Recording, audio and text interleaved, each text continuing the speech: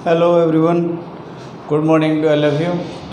कैसे हो आप लोग? आप सभी को जो है बहुत बहुत नमस्कार, सभी का स्वागत है पंकज शर्मा के साथ। तो जैसा कि आपने मैट्रिक्स पढ़ लिया है, जीएस ये भी आपने कंप्लीट कर लिया है, मुझे आपका जेडब्ल्यू कंप्लीट कराना है। तो हम कुछ क्वेश्चंस देखते हैं आज जेडब्ल्यू में आए हुए, क्योंकि अगर आपने बोर्ड का कंप्लीट कर लिया है तो ऑलमोस्ट आपने थ्योरी तो कंप्लीट कर ही लिया है, आपको जो सिर्फ क्वेश्चंस प्रैक्टिस करने की ज़रूरत है। तो आज हम कुछ क्वेश्चंस यहाँ पे देखेंगे। तो आज का पहला ही क्वेश्चन आपकी स्क्रीन पर लिखा हुआ है ए इक्वल्स टू मैट्रिक्स है ना। एक्चुअल में मैं उस तरीके से नहीं लिख सकता हूँ जैसे आप ये डब्बा बनाते हैं ना, मुझे ऐसे लिखना पसंद नहीं है, इसीलिए आपको तो सिर्फ समझ में आना चाहिए, ठीक है, कि आपका ऐसा है, कोई दिक्कत नहीं है। नोटिफिकेशन से कोई दिक्कत नहीं है। A B C B C A C A B where A B C are real positive numbers. A B C का जो प्रोडक्ट है वो बेटा बन दे रखा है, ठीक है। और आपका ए ट्रांसपोज, टी का मतलब है ट्रांसपोज, इनटू ए आपका आपका यूनिटरी मैट्रिक्स दे रखा है, ठीक है, समझ में आ रहा होगा आपको। Then find A cube plus B cube plus C cube, ठीक है। आपको A cube plus B cube plus C cube बताना है। दो तरीके हैं इस क्वेश्चन को करने के, अब लेकिन हम देख लेते हैं जो आपको बेस्ट लगता हो। ये जो आपका यहाँ पे स्टेटमेंट लिखा हुआ है ए ट्रांसपोज इनटू ए, आपका अगर आपका आई हो यानी कि आपका यूनिट मैट्रिक्स हो, तो इसका मीनिंग क्या है, वो ऑर्थोगोनल मैट्रिक्स होता है। अगर किसी मैट्रिक्स का ट्रांसपोज और उस मैट्रिक्स का मल्टीप्लिकेशन, ठीक है, आपका आई आ जाए, यूनिट मैट्रिक्स आ जाए, तो माय डियर वो आपका मैट्रिक्स क्या कहलाता है, ऑर्थोगोनल मैट्रिक्स। तो आप ए को क्या बोल सकते हो, ऑर्थोगोनल मैट्रिक्स बोल सकते हो, ठीक है। ए बी सी का प्रोडक्ट आपका 1 है, तो सबसे पहले ए ट्रांसपोज का मीनिंग क्या है एक्चुअल में, कि आप जो है रो को कॉलम में और कॉलम को रो में चेंज कर दो, ठीक है। जो आपके रो है वो कॉलम बन जाए और बेटा जो कॉलम है वो आपका रो बन जाए। तो मैं जब मैं इसको लिखूँगा, अभी मैं इसको देखूँगा, तो ए, ये आपका ए है। ए ट्रांसपोज का मीनिंग क्या है, आप रो को कॉलम में, तो ये जो आपका रो है उसको आपने कॉलम बना दिया, तो क्या बन जाएगा, ए बी सी। देखो ए बी सी लिखा मैंने इधर लिख दिया। अब नेक्स्ट आपका ये रो जो है इसको कॉलम बनाएंगे तो क्या आ जाएगा, बी सी ए, ठीक है। और नेक्स्ट जो कॉलम है आपका रो, उसको कॉलम बनाएंगे बेटा क्या आ जाएगा, सी ए बी। ये आपका क्या आ गया, ट्रांसपोज आ गया, ठीक है। तो ये आपका ए है, ये आपका ट्रांसपोज है। मैंने रो को बेटा कॉलम में चेंज कर लिया। इन दोनों का मल्टीप्लिकेशन उन्होंने बोला है कि ए ट्रांसपोज इंटू ए आपका आई है, ठीक है। ये आपका 3/3 का मैट्रिक्स है, ये तो सभी को पता चल रहा होगा, लिखने की कोई ज़रूरत नहीं है, लेकिन फिर भी मैं लिख देता हूँ, कोई बात नहीं, है ना। अच्छा, ए ट्रांसपोज मल्टीप्लिकेशन सभी को आता होगा, इनटू ए का मीनिंग है, आपने इसी को 2 बार लिख लिया, A B C B C A B, ऐसा फिर से मल्टीप्लिकेशन में लिख लिया, ए बी सी ए और सी ए बी, ऐसा, ठीक है। मल्टीप्लाई करेंगे तो मैं यहाँ पर लिख देता हूँ क्योंकि काफ़ी लंबा चौड़ा आएगा आपका मल्टीप्लिकेशन, धीमे धीमे करके एक करके लिखेंगे। ये वाला रो और ये वाले कॉलम में मल्टीप्लाई करेंगे।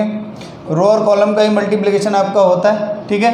तो ए का मल्टीप्लाई ए square B square plus C square, ए का ए से, बी का बी से और सी का सी से, तो बेटे आपका बनेगा A square plus B square plus C square, ठीक है। अब इस वाले रो का इस वाले कॉलम से करेंगे तो क्या आएगा, ए बी बी सी और सी ए, क्या आएगा बेटा आपका A B plus B C plus C A, ऐसा। फिर हम जो है इसका इस वाले से करेंगे तो क्या आएगा, A C plus A B plus B C, यानी कि आपका यही आ जाएगा बन करके A B plus B C plus C A, ठीक है, यही बन करके आ जाएगा आपका। काफ़ी लंबा चौड़ा मैट्रिक्स आएगा, तो मैंने इस हिसाब से लिख लिया।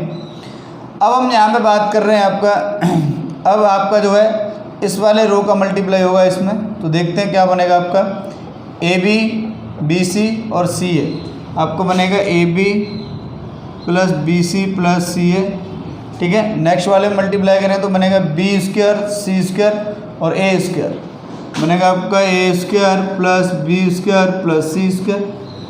नेक्स्ट वाले में करेंगे तो क्या आएगा, बी सी ए सी और आपका ए बी, यानी कि आपका बनेगा यही वाला A B plus B C plus C A, ठीक है। नेक्स्ट बेटा मैंने तीसरी रो को पकड़ा, तीसरी रो को मल्टीप्लाई किया तो ए सी ए बी और बी सी, यही आपका बनेगा A B plus B C plus C A. Next आपका मल्टीप्लिकेशन में यही बनेगा A B plus B C plus C A. और नेक्स्ट आपको मल्टीप्लाई बनेगा बेटा A square plus B square plus C square. ऐसा ये आपका क्या है, ए ट्रांसपोज इंटू ए का मल्टीप्लिकेशन आया है।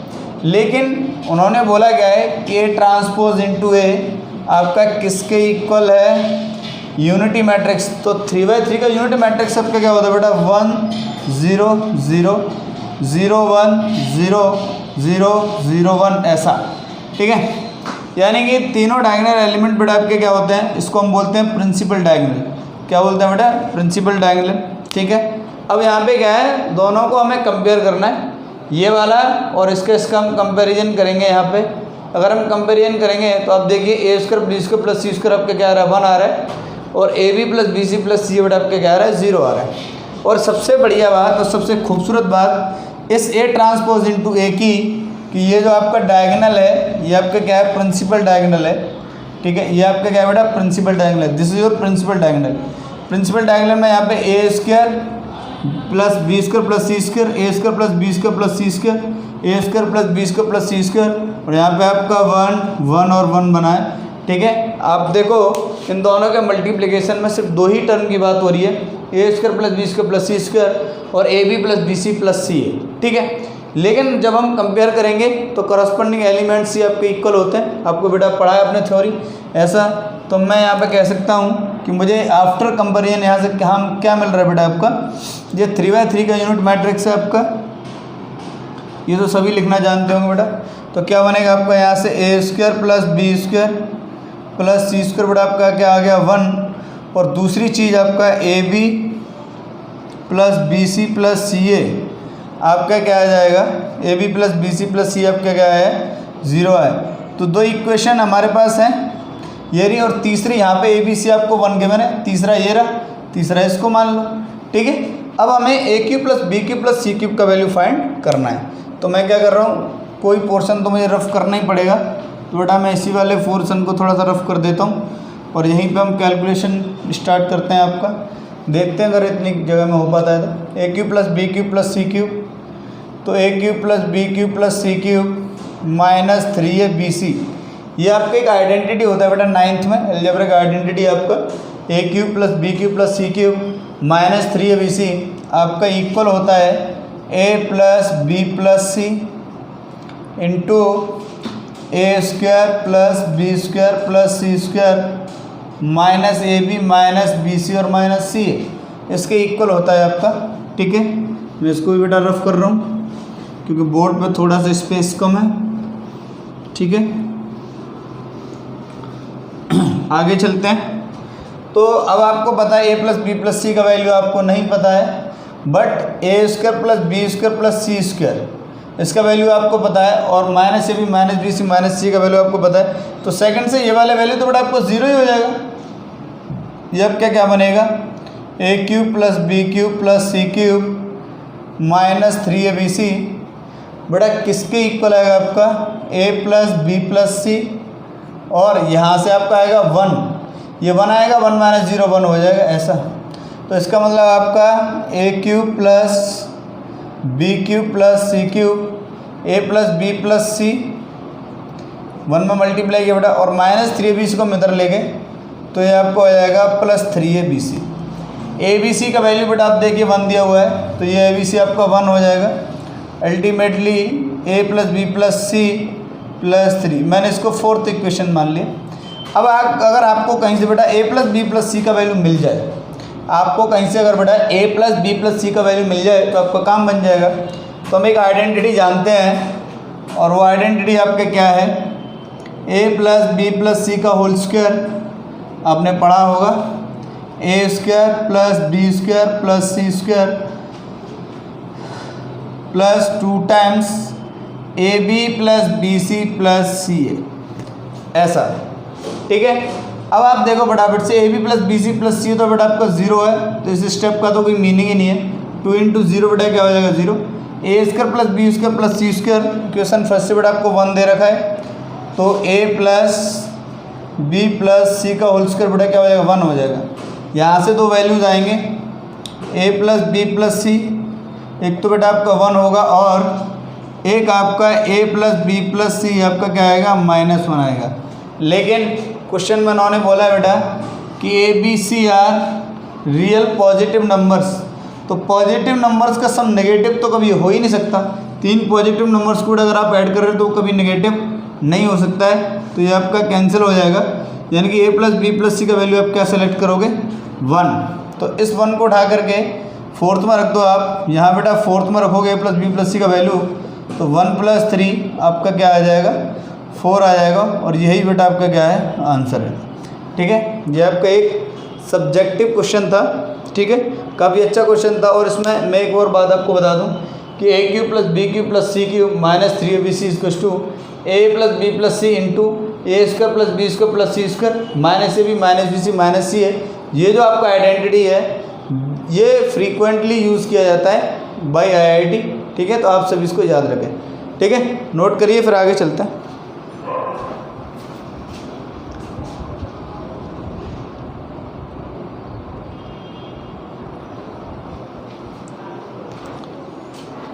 देखिए नेक्स्ट क्वेश्चन की तरफ चलते हैं। आपका नेक्स्ट क्वेश्चन है if A equals to alpha 1 0 1, दूसरा मैट्रिक्स आपको दे रखा है B 1 5 0 1, then value of alpha for which A square equals to B, यानी कि आपको अल्फ़ा का वैल्यू बताना है माय डियर। ये कंडीशन आपको सेटिस्फाई करके दिखाना है कि ए स्क्वायर जो आपका B के इक्वल है। ठीक है, तो कुछ नहीं करना है, क्वेश्चन की शुरुआत जहाँ से हमें जो गिवन दे रखा है उसी को उठा लेते हैं। ठीक है, आपने ऐसा देखा होगा, तो आप क्या करो इसको उठा लो। तो आपने क्या ए स्क्वायर, यानी इसका मतलब क्या है ए स्क्वायर का मतलब क्या है a इंटू ए, ऐसा है ना, ये तो आपको पता ही हुआ यार। तो ठीक है, ये क्या आएगा आपका अल्फ़ा 1 और 0 1, यानी कि इसका मल्टीप्लाई है ना, सेल्फ मल्टीप्लाई हो रहा है अल्फ़ा 1 और 0 1 ऐसा। तो ए स्क्वायर आपका कहीं ना कहीं यहाँ पे ये आपने रो पकड़ा, आप इस वाले कॉलम से मल्टीप्लाई करो, फिर इस वाले से करो, तो इस वाले रो के इससे करोगे तो क्या होगा बेटा अल्फ़ा स्क्वायर प्लस 1 इंटू 0, तो यहाँ पे आपका क्या आ जाएगा अल्फ़ा स्क्वायर आ जाएगा। फिर आप जो है इसका इससे कर रहे हो अल्फ़ा का इस वाले से बेटा कॉलम से करोगे इस रो का, तो अल्फ़ा का 0 से करोगे, 0 का 1 से करोगे, तो दोनों ही केस में 0 आ रहा है। ठीक है, तो 0 ओके। उसके बाद 1 का इससे किया 1 का अल्फ़ा से और इसका, तो ये आपका 1 प्लस अल्फ़ा आ जाएगा, और 1 का 0 से तो 1 आपका 0 आ जाएगा, और 1 का 1 से 1, तो ऐसा आ जाएगा आपका। ठीक है, ये एक्चुअल में आपका किसके इक्वल दे रखा है उन्होंने, ये जो हमारा ए स्क्वायर आया है आपका यहाँ पे, ये उन्होंने बोला है कि बी के इक्वल है। बी किसके भाई, बी क्या वो लिख लेते हैं 1 5 0 1, ये आपका क्या है माय डियर बी है। कंपेयर कर लेता है यहाँ से, कंपेयर किया तो करस्पॉन्डिंग एलिमेंट ही आपके जो है इक्वल होते हैं, आपको ऐसा पता होगा। तो यहाँ से आपका अल्फ़ा स्क्वायर एक तो बेटा 1 आ जाएगा, और दूसरी कंडीशन क्या है कि 1 प्लस अल्फ़ा आपका 5 आ जाएगा। ठीक है, दोनों पे मैंने एरो कर रखा है, आपको समझ में आ रहा होगा। अल्फ़ा के बेटा 2 वैल्यू आएंगे यहाँ से, एक तो प्लस माइनस 1, और अल्फ़ा यहाँ से आपके क्या आ जाएगा 4 आ जाएगा। तो यहाँ पे देख रहे हो अल्फ़ा का कौन सा कॉमन वैल्यू है जो आपके ऑप्शन में, यानी कि अल्फ़ा यहाँ तो कह रहा है 4 और अल्फ़ा यहाँ पे कह रहा है प्लस माइनस 1, तो बेटा कोई भी रियल वैल्यू आपका मैच नहीं कर रहा है ना। देखो IIT है ना, IIT ने ऑप्शन क्या रखे, चालाकी देखिए अब IIT का कि आपका 4 आया तो 4 भी ऑप्शन में, आपका 1 आया तो 1 भी ऑप्शन में, आपका -1 आया तो -1 भी ऑप्शन है। लेकिन एक कंडीशन ये है और एक कंडीशन से ये है। आंसर लेने का मतलब क्या है कि या तो यहाँ से इन दोनों से आपको जो कॉमन पार्ट आता वही आपका आंसर होता है, यानी कि 4 1 और -1 तो कुछ भी कॉमन नहीं है। मीन्स दैट आपका option D for Delhi is the correct answer. None of this, या आप ऐसा भी कहीं लिखा हुआ हो सकता है बुक में आपका, और no real values, no real values, यानी कि कोई रियल वैल्यूज़ का आंसर नहीं है। ठीक है, तो मुझे उम्मीद है कि ये आपकी समझ में आया होगा। हम एक और क्वेश्चन की तरफ चलते हैं फटाफट से, मैं इधर लिख देता हूँ।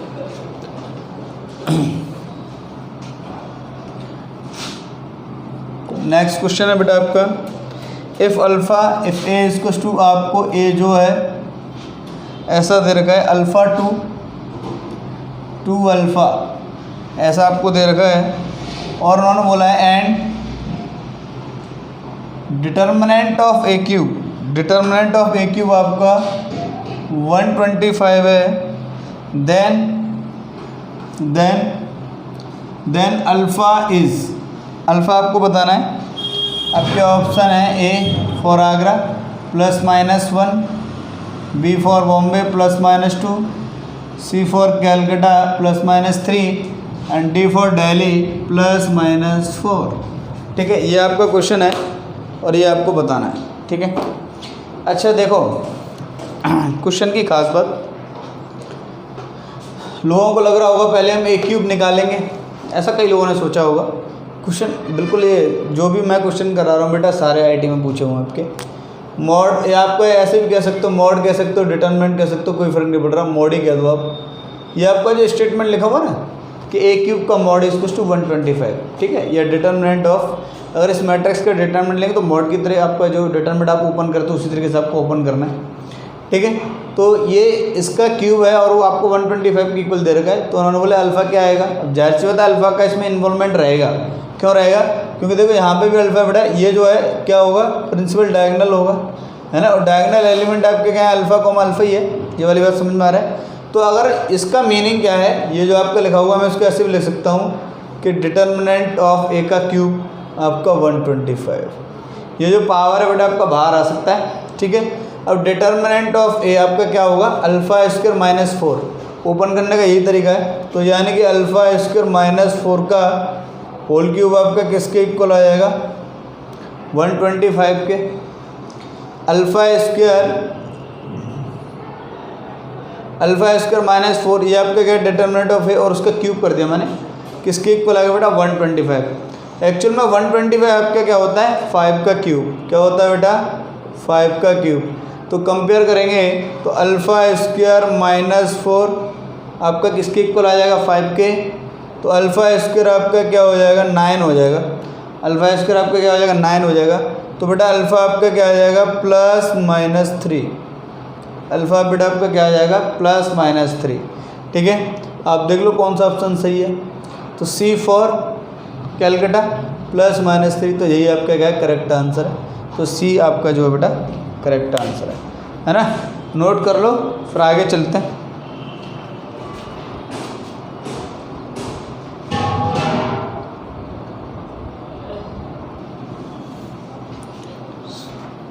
चलिए बेटा आगे देखते हैं नेक्स्ट क्वेश्चन, आज की क्लास का question number 4।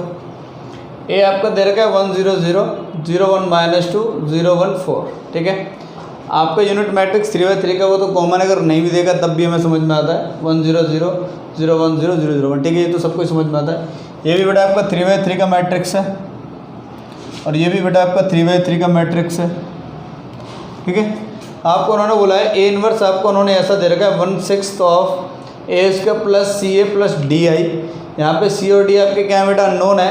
Then find the value of C and D, -6, -11, 6, 11, -6, 11 और 6, -11। इनमें से कोई एक ऑप्शन होगा, है ना। अच्छा, ये तो आंसर बता दिया, नहीं इन चार में से कोई एक ऑप्शन होगा। ठीक है, तो इन चार में से एक होगा भाई, कि 4 लिखे होता है ना। एक स्टूडेंट कह रहा था एक बार कि सर मुझे आंसर पता है, मैं ऐसे ही क्वेश्चन कर रहा था, तो उन्होंने बोला मैंने बताओ कि इन चारों में से कोई एक होगा। बताओ कितना बढ़िया जवाब था उसका, और उसका आंसर सही भी था। नहीं, चारों में से कोई एक ही आंसर होगा आपका। तो आपने बेटा क्या है, केले हैमिल्टन थ्योरम पढ़ा होगा। इस क्वेश्चन के सॉल्यूशन के लिए मैं थोड़ा सा थ्योरी आपको रिवाइज करा देता हूँ। आपने जो बेटा केले हैमिल्टन थ्योरम आपने पढ़ा होगा। केले हैमिल्टन थ्योरम का उसका एक करैक्टरिस्टिक्स इक्वेशन होता है, करैक्टरिस्टिक्स इक्वेशन होता है बेटा आपका एक, determinant of A minus lambda I equals to 0, ऐसा। Determinant of A minus lambda I equals to 0, ऐसा। ठीक है, ये आपका करैक्टरिस्टिक्स इक्वेशन है। This is most important for finding inverse. अगर आपको इनवर्स फाइंड करना है, आप केले हैमिल्टन को याद करिए, इनवर्स चुटकियों में देता है। जो कैलकुलेशन आपको इनवर्स फाइंड करने में होता है कि सबसे पहले आप क्या करोगे भाई, एडजॉइंट ऑफ ए निकालोगे, फिर उसका ट्रांसपोज लोगे, नहीं, और उसको भी किससे, और नहीं ट्रांसपोज ले रहे हो आप, नहीं ले रहे हो फ़र्क नहीं पड़ रहा, ट्रांसपोज लोगे, ये करोगे वो करोगे, बहुत सारे झंझट हैं।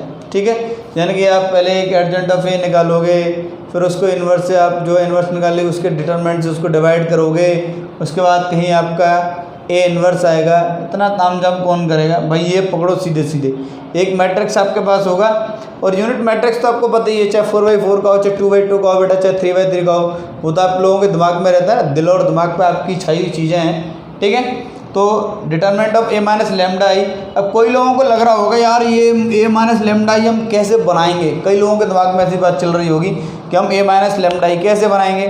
तो अगर मैं आई मेरे पास है तो लेमडा आई मैं कैसे लिखूंगा, देखना ज़रा। अगर आई मेरे पास है तो लेमडा आई मैं कैसे लिखूंगा भाई। देखो मैट्रिक्स में मल्टीप्लिकेशन का क्या होता है, अगर आप मल्टीप्लाई कर रहे हो किसी नंबर से बेटा तो पूरे मैट्रिक्स में मल्टीप्लाई होता है।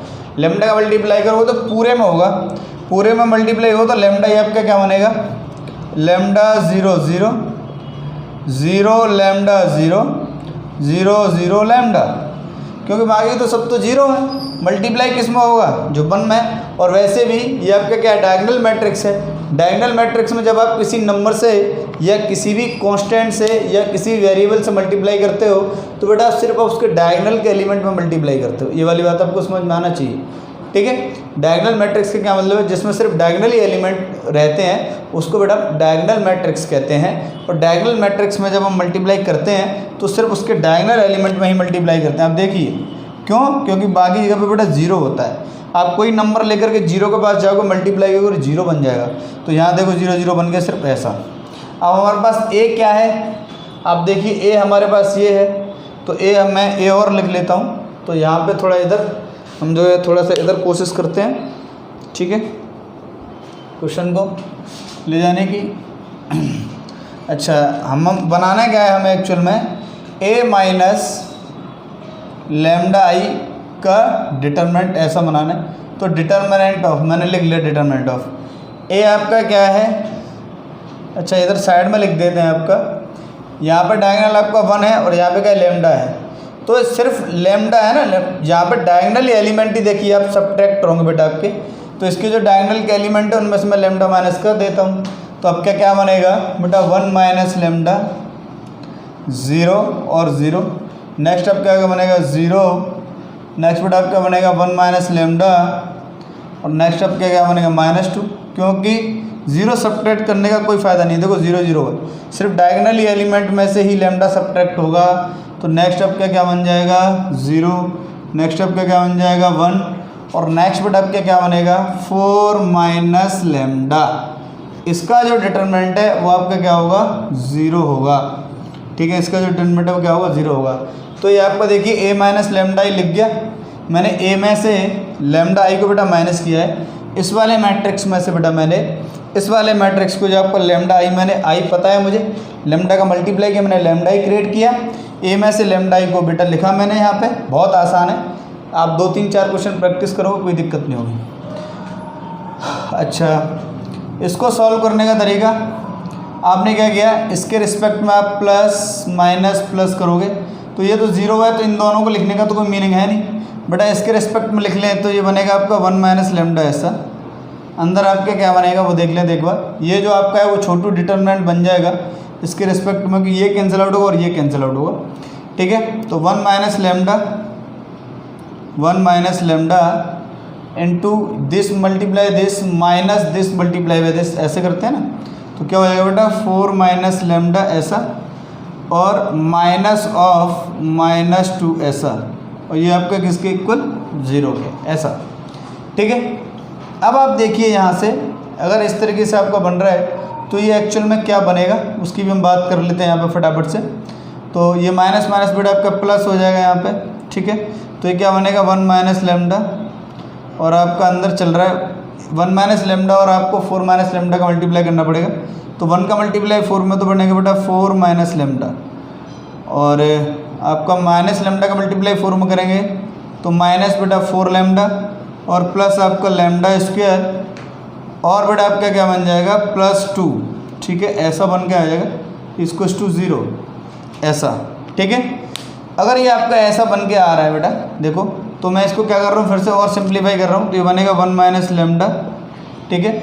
और यहाँ पे बेटा आपका क्या बन जाएगा lambda square -5 lambda minus lambda और बेटा -4 लेमडा -5 लेमडा हो जाएगा।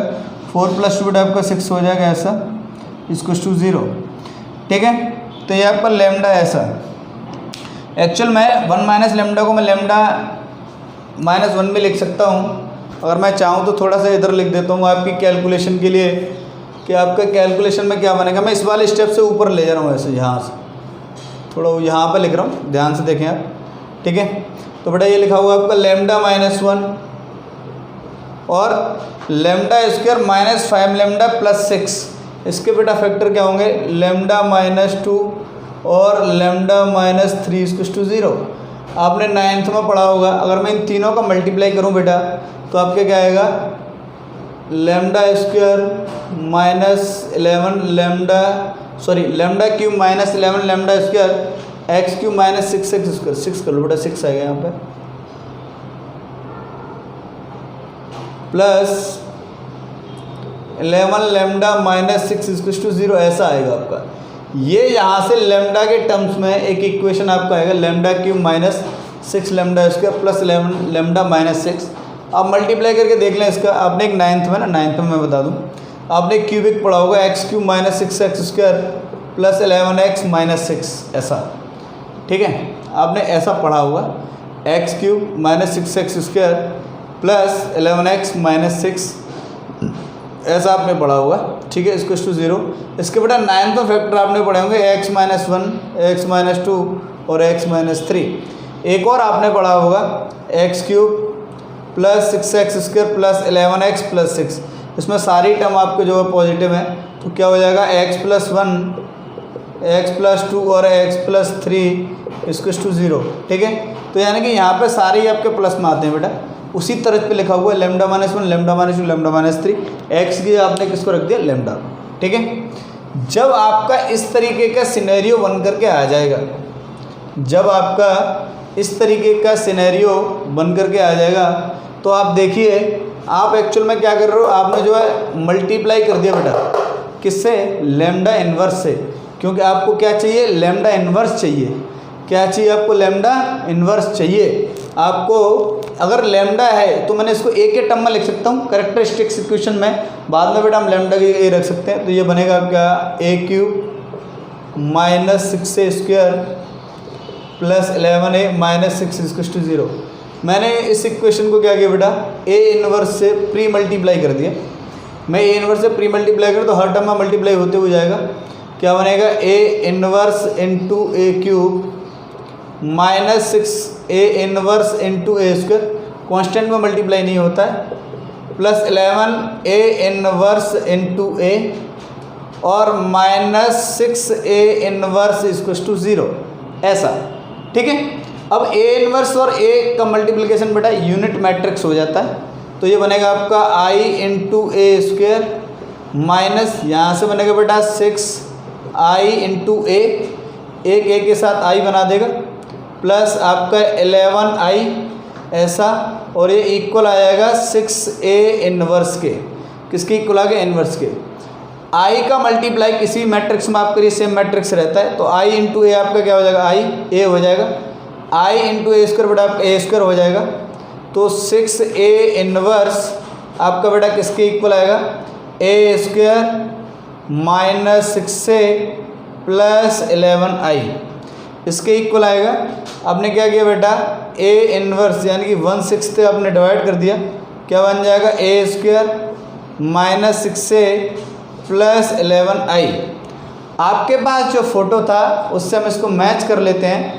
a इन्वर्स उन्होंने IIT वालों ने क्या दिया बेटा, a इन्वर्स आपका दिया हुआ है 1/6 a square plus ca plus di।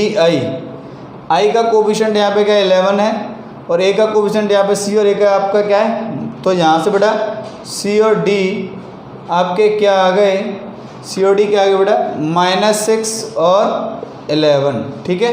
-6 और 11 आपका किस ऑप्शन में है, C for Calcutta, so C for Calcutta is your answer, ठीक है। अब देखिए इसमें जो है आरडी ऑब्जेक्टिव में बेटा, जब इस क्वेश्चन को तुम देखोगे एक बार, आरडी सर में ऑब्जेक्टिव आपका सिंगेज में ये सॉल्यूशन नहीं दिया हुआ है, ठीक है। अब देख लेना, हमें केले-हैमिल्टन थ्योरम का यूज़ करके ये क्वेश्चन नहीं कराया है, ठीक है। सिंगेज में भी काफ़ी लंबा चौड़ा इसका सोल्यूशन दे रखा है, ठीक है। तो उम्मीद है कि बेटा जो कराया आप उसी को फॉलो करोगे, है ना। नोट करिए फटाफट से।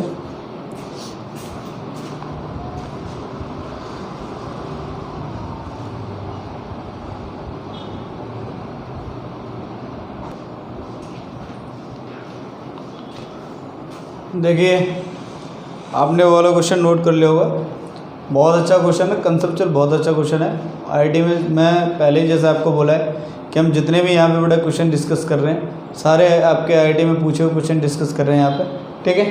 तो इन्होंने P आपको दिया हुआ है √3/2 -1/2 1/2 √3/2। A आपको दिया हुआ है 1 0 1 1। Q आपको दिया है PA P ट्रांसपोज, T का मतलब क्या बेटा ट्रांसपोज। Q आपको दिया हुआ है PA P ट्रांसपोज। X उन्होंने दिया हुआ है P ट्रांसपोज Q ⁻² 2005 P। तो उन्होंने पूछा है कि X क्या होगा। आपके कुछ मैट्रिक्स दे रखे हैं, काफ़ी मैंने ऑप्शन लिखे नहीं है जानबूझ के, काफ़ी लंबे चौड़े ऑप्शन है तो हमें लिखने की ज़रूरत नहीं है, फिर उनमें से कोई एक मैच करना, ठीक है। तो मैं क्या कर रहा हूँ, अच्छा Q आपका दे रखा है PA PT ऐसा, ठीक है। चलो एक बार देख लेते हैं भाई क्या बन रहा है। तो सबसे पहले तो मेरे मन में आ रहा है ऐसा कि PT और P कहीं ना कहीं आ रहा है, तो मैं जो है मैं यहाँ पे सॉल्यूशन लिख रहा हूँ बेटा।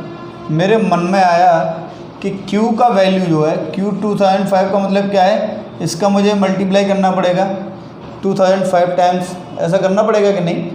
तो देखते हैं एक बार क्या बन रहा है। सबसे पहले बेटा मैंने इसमें फाइंड किया P transpose into P। P transpose into P का मतलब क्या है, P का ट्रांसपोज बेटा मैं यहाँ पे लिख देता हूँ। अच्छा मैं P ट्रांसपोज लिख ही देता हूँ आपके लिए, ठीक है, मैं लिख ही देता हूँ, आपको हो सकता है नहीं भी पता चले। अगर आपको P दे रखा है, P है आपका √3/2 1/2 -1/2 और -√3/2 ऐसा, ठीक है। इसका मीनिंग क्या है, P ट्रांसपोज आप लिखते हो तो क्या करते हो बेटा, रो को कॉलम और कॉलम को रो बना देते हो। तो ये जो रो है हम इसको कॉलम बनाएंगे तो कैसे लिखेंगे, √3/2 और 1/2। देखिए ये रो में लिखा था, अभी ट्रांसपोज में बेटा कॉलम में आ गया। ये जो रो है इसको भी कॉलम बनाएंगे तो -1/2 और यहाँ पे आ जाएगा आपका √3/2, ठीक है। कोई ये वाला जो रो था हमने ऐसे करके कॉलम में लिख दिया। ये आपका P ट्रांसपोज है बेटा, आपका P है। तो सबसे पहले मैं इनका मल्टीप्लिकेशन देखूंगा कि इनका मल्टीप्लिकेशन क्या है। तो P ट्रांसपोज और P, इसको लिखने का मीनिंग है P ट्रांसपोज पहले लिखेंगे √3/2 1/2, ये लिखा हुआ है बेटा आपका √3/2 और 1/2। फिर लिखेंगे -1/2 √3/2 -1/2 √3/2 ऐसा, ठीक है। फिर P लिखेंगे √3/2 1/2, P लिखेंगे बेटा √3/2 1/2 और लिखेंगे -1/2 √3/2, ठीक है ऐसा। अब आप देखिए P ट्रांसपोज P जो है मल्टीप्लाई करेंगे, इस रो को पकड़ा इस कॉलम के साथ, इस रो को पकड़ा इस कॉलम के साथ, तो आपका क्या बनेगा, P ट्रांसपोज P बेटा आपका क्या बनेगा, देख लेते हैं एक बार। √3/2 का मल्टीप्लाई √3/2 से तो 3/4 बनेगा, ठीक है। क्या बनेगा 3/4 और -1/2 का मल्टीप्लाई -1/2 तो बनेगा आपका 1/4। तो बेटा 3/4 + 1/4 आपका बन जाएगा 1। क्या बन जाएगा 1 बन जाएगा।